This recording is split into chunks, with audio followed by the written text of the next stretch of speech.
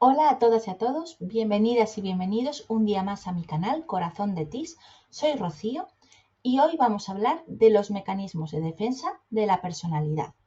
Es un contenido que está relacionado con mi clase práctica del miércoles 14 de diciembre y a su vez está relacionado con el contenido del módulo de habilidades sociales de la FP de Integración Social.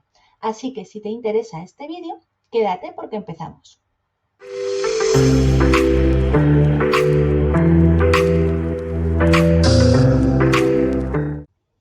Bueno, pues vamos a empezar con lo que es la teoría del contenido de la clase que vamos a dar este miércoles 14 de diciembre sobre mecanismos de defensa de la personalidad. Este contenido está incluido o pertenece al módulo de habilidades sociales, ¿vale? Creo que es el primer tema del libro de Altamar. Está basado en el libro de Altamar, pero obviamente lo que son los contenidos, los ejemplos y tal, no he ido modificándolo conforme me ha parecido para que quede mejor explicado, ¿vale? Y bueno, esta es la teoría que vamos a usar para el miércoles hacer en la clase del miércoles a las 9 realizar el caso práctico que voy a plantear, ¿vale? En el que va a consistir en una serie de situaciones, creo que son 16, en las que vamos a ver qué mecanismos de defensa de la personalidad están empleando esas personas de esas situaciones, ¿vale? Si estáis interesadas e interesados en venir a la clase del miércoles, podéis contactar conmigo a través de mis redes sociales y yo os indico cómo inscribiros, ¿de acuerdo? Vale, pues vamos a ver primero qué son los mecanismos de defensa de la personalidad y luego vamos a ver como tres grandes grupos: mecanismos de evitación, mecanismos de distorsión de la realidad y mecanismos de adaptación. Tengo que decir aquí que hay muchos más mecanismos que obviamente yo no soy psicóloga y no y el contenido es de integración social, con lo cual no he querido profundizar, ¿vale? Esto de los mecanismos de defensa viene sobre todo de las teorías de Freud y de Gestalt, pero no vamos a profundizar, simplemente vamos a ver lo que es el contenido que necesario para lo que es el grado de integración social, ¿vale? O las pruebas libres. Entonces, no voy a profundizar ni voy a explicar aquí grandes cosas de psicología porque no viene al caso, simplemente lo que está relacionado con el contenido que pueda aparecer en los exámenes o en el curso o lo que sea, ¿vale? Entonces, como definición, ¿vale? Más o menos, son un conjunto de actividades psicológicas usadas en su mayoría de manera inconsciente para evitar pensamientos, sentimientos desagradables y poder mantener así el equilibrio psicológico ante situaciones que nos provocan cierto malestar, ¿vale? Es decir, que van a ser una serie de estrategias, muchas de ellas las hacemos inconscientemente, aunque luego podamos reflexionar sobre ellas y ser conscientes de lo que hemos hecho, pero muchas veces pues son eso, tal y como se llaman, ¿no? Mecanismos para defendernos ante una situación que a lo mejor nos es incómoda o a veces incluso traumática y entonces nos defiende y mantiene ese equilibrio psicológico, ¿vale? Como vamos a ver, hay algunas más adaptativas que otras, ¿vale? O al revés, hay unas más desadaptativas que otras. Y hay algunas algunos mecanismos de estos que en un principio podrían ser adaptativos, ¿vale? Que sirven para poder sobrellevar esa situación de una manera más o menos equilibrada, pero que a lo mejor si continúan en el tiempo, ¿vale? Como por ejemplo puede ser la negación, si continúan en el tiempo pueden llegar a ser desadaptativas, ¿vale? Y hay otras que son desadaptativas sí o sí, ¿vale? Pero muchos de estos mecanismos pues eso, que en un principio nos pueden ayudar siempre que luego podamos reflexionar o ser conscientes de lo que está pasando, ¿vale? Pero que muchas veces son necesarios, dependiendo ante qué situación o cómo nos encontremos, ¿vale? Entonces vamos a tener primero, me coloco aquí, los mecanismos de evitación, que son los que sirven para evitar de alguna manera el pensamiento sobre la situación, esta situación o esto que ha pasado que nos produce malestar, ¿vale? Y vamos a tener todos estos: la negación, la proyección, la racionalización, la desatención relativa, la regresión y la represión. Vale. La negación es que se niega directamente la existencia del problema, ¿vale? En un primer lugar puede ser adaptativo, ¿vale? Por ejemplo, las fases del duelo, ya sabéis que la primera es la negación, obviamente es un hecho traumático, ¿no? Pues pierdes a alguien, sobre todo cuando no esperas perderla, ¿no? Cuando es un accidente o algo que no, ¿vale? A ver, que cuando una persona es mayor y muere, obviamente nunca nos viene bien que se muera nadie que queremos, pero sí que es verdad que sabes que en algún momento va a llegar. Sin embargo, si es un accidente o una madre o un padre que se le muere un hijo, ¿no? O algo así, pues suele ser muchísimo más traumático. Entonces, en un primer momento, como fase, por ejemplo, como primera fase del duelo puede ser adaptativo, ¿vale? Esta negación que luego hay que pasar a las siguientes fases, pero si niegas un problema que está ocurriendo, lo niegas durante mucho tiempo, puede ser desadaptativo, ¿vale? Lo voy a poner aquí. Luego está proyección, que es cuando la persona atribuye erróneamente a los demás sentimientos o pensamientos propios que le resultan inaceptables, ¿vale? Por ejemplo, una persona que es muy celosa y entonces proyecta esos miedos que tiene, ¿vale? Hacia su pareja y la vigila, está encima, la controla, ¿vale? Y realmente a lo mejor la pareja no le ha dado ningún motivo ni ningún indicio de que le va a ser infiel, pero está proyectando sus miedos, ¿vale? Eso sería la proyección. Luego está la racionalización, ¿vale? Que es cuando se trata de racionalizar, de dar explicaciones tranquilizadoras, ¿vale? Pero encubiertas para justificar algo o esconder una realidad. Por ejemplo, cuando una persona muere, eh, ¿no? Muchas veces decimos, si hubiera seguido vivo, te habría tenido peor calidad de vida, hubiera estado peor porque estaba muy enfermo, que probablemente sí, pero tampoco lo sabemos a ciencia cierta, pero es una manera, ¿vale? Y por ejemplo, este ejemplo, no es que la racionalización siempre sea adaptativa, ¿vale? Pero en este ejemplo que pongo aquí de la muerte, sí que es verdad que es bastante adaptativo y nos da mucha tranquilidad pensar que a lo mejor va y nos ayuda a superar el duelo, ¿vale? Que si hubiera seguido vivo, pues hubiera tenido una mala calidad de vida, no hubiera tenido calidad de vida y que mejor así. Y es verdad que nos produce esa tranquilidad, ¿no? De aunque te duele, es decir, bueno, es que ha sido mejor así. Y en ese sentido es adaptativo, ¿vale? Otras racionalizaciones no son adaptativas. Vale, desatención relativa es cuando se obvian aquellos aspectos que pueden resultar inquietantes si se toma conciencia de ellos, ¿vale? Es decir, que no cogemos toda la información de toda la realidad, sino que nos obviamos los detalles que nos puedan producir algún daño, ¿vale? O algún malestar.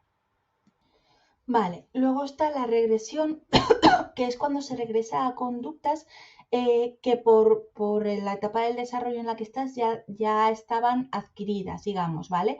Por ejemplo, puede ser en adultos, también se ve, pero en los niños se ve mucho, por ejemplo, pongo el ejemplo aquí, cuando se vuelven a hacer pis, ¿vale?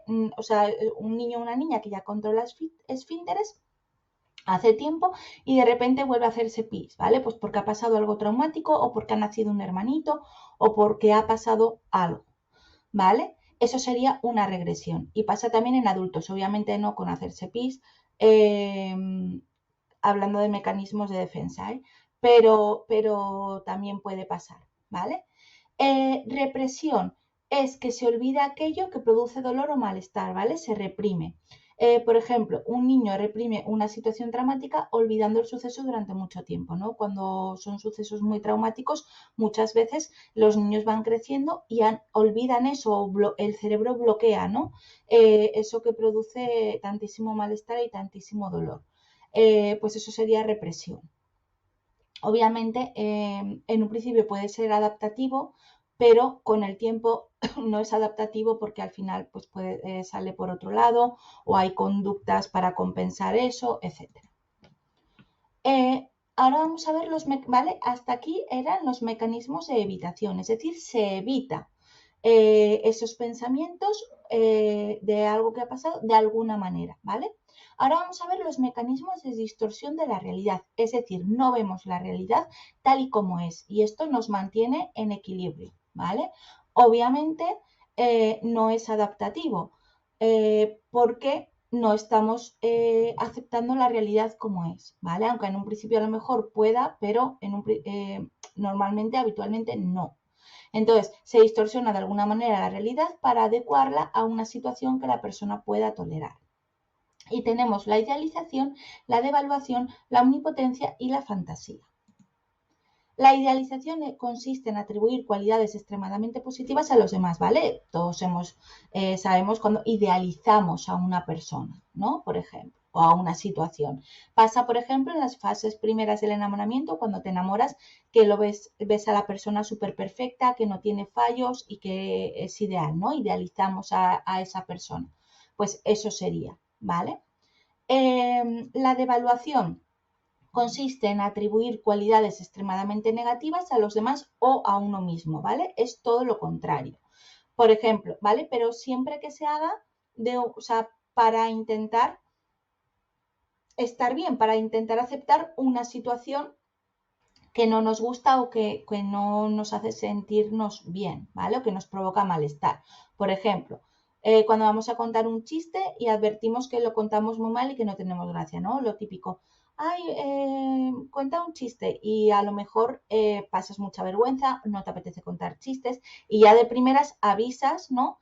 Que no cuentas chistes, que te sale muy mal, que no tienes gracia y puede ser verdad o no, pero como que estás diciendo algo negativo para que ya la gente no espere, ¿no? Que se van a reír y tú no pasar, por ejemplo, la vergüenza. Y luego está la omnipotencia, que es cuando la persona actúa ante un conflicto como si fuera superior a los demás, ¿vale? Pues de manera déspota y eso, y pensando que está por encima, ¿vale? Y luego está la fantasía, que es cuando la persona se enfrenta a la situación que le produce malestar mediante la creación de una situación no real que soluciona el problema, ¿vale? Pues lo típico del cuento de la lechera, soñar despierto, empezar a fantasear con que algo va a pasar de determinada manera, ¿vale? Y luego vendrían los mecanismos de adaptación, ¿vale? Estos mecanismos ayudan a la persona a adaptarse a la situación, ¿vale? Estos serían los más adaptativos de todos, como siempre, ¿vale? Dentro de un orden y luego con la reflexión correspondiente, ¿vale? Y serían la afiliación, el altruismo, la anticipación, la sublimación y el sentido del humor. Vale, afiliación sería que la persona busca apoyo o ayuda en los demás ante una situación o de malestar o ante un conflicto, ¿vale? Podría ser, por ejemplo, la típica situación de un grupo de amigos, dos han discutido y uno busca el apoyo de los demás para que le den la razón, ¿no? Por ejemplo. Luego está el altruismo, que consiste en enfrentarse a conflictos emocionales dedicándose a satisfacer a los demás. Por ejemplo, una persona está muy molesta con su jefe y no tiene la valentía suficiente para enfrentarse a él, aunque sea de una manera cordial, ¿vale? A hablar del tema y entonces, como no se atreve, se pone demasiado amable con este jefe, ayudándole en todo lo que puede, ¿no? Pero algo demasiado. O sea, no es una conducta que tenga habitualmente, sino que es demasiado amable para tapar ese no poder enfrentarse a esa situación. Y luego está la anticipación, que consiste en prever las consecuencias y anticipar soluciones alternativas, ¿vale? Esto puede ser muy adaptativo o si te anticipas eh, a algo que no ha pasado y que luego no pasa, pues a lo mejor no es tan adaptativo, ¿vale? Pero en un principio sí que es un mecanismo adaptativo. Por ejemplo, pienso que voy a suspender un examen antes de saber la nota. Así, si suspendo, ya no me llevo la sorpresa y ya, pues ya lo sé. Y si apruebo, pues me pongo muy contenta. Realmente es un mecanismo adaptativo, pues porque eh, realmente no sabes qué va a pasar. O muchas veces sí que sabemos lo que va a pasar, pero cambiamos, ¿no? Para no enfrentarnos. Luego estaría la sublimación, que es que la persona canaliza los sentimientos y actitudes potencialmente desadaptativos, ¿vale?, hacia comportamientos socialmente aceptables. ¿Qué significa esto? Que ante una situación que podría desencadenar un comportamiento que no sea adaptativo, ¿vale? Es lo típico de canalizar la ira, por ejemplo, ¿vale? Me apetece pegarme con medio país, pero salgo a correr, por ejemplo, ¿no? O aquí que pone, discuto con mi pareja y antes de decir o hacer una barbaridad, pues me voy a caminar, respiro y luego vuelvo tranquila, ¿vale? Es súper adaptativo y esto lo solemos hacer bastante, ¿vale? La gente que tiene esta capacidad que se puede desarrollar, ¿vale? Pues eso, cada vez que puede ocurrir algo que no sea adaptativo, que no sea socialmente aceptado, pues cambiarlo por algo que nos permita pues encauzar esos sentimientos o esa situación, ¿vale? Y luego el sentido del humor, que es afrontar la situación haciendo hincapié en los aspectos divertidos o irónicos de las situaciones estresantes, ¿no? Que es lo típico de quitarle hierro al asunto. Por ejemplo, cuando nos caemos y nos reímos de la situación para quitarle, ¿no?, importancia y para que no se note la vergüenza que estamos pasando, por ejemplo. ¿Vale? Pues estos serían todos los mecanismos de defensa que entran más o menos en el temario, ¿de acuerdo? Y esto ha sido todo por hoy. Espero que os haya gustado, que esté claro. Si tenéis alguna duda, podéis contactar conmigo en comentarios o a través de mis redes sociales. Si os apetece venir a mi clase, igualmente a través de redes o por comentarios podéis preguntarme y os indico cómo inscribiros y cómo poder acceder a mi clase. Y nada más. Hasta la próxima y os espero en el próximo vídeo aquí en mi canal Corazón de Tis.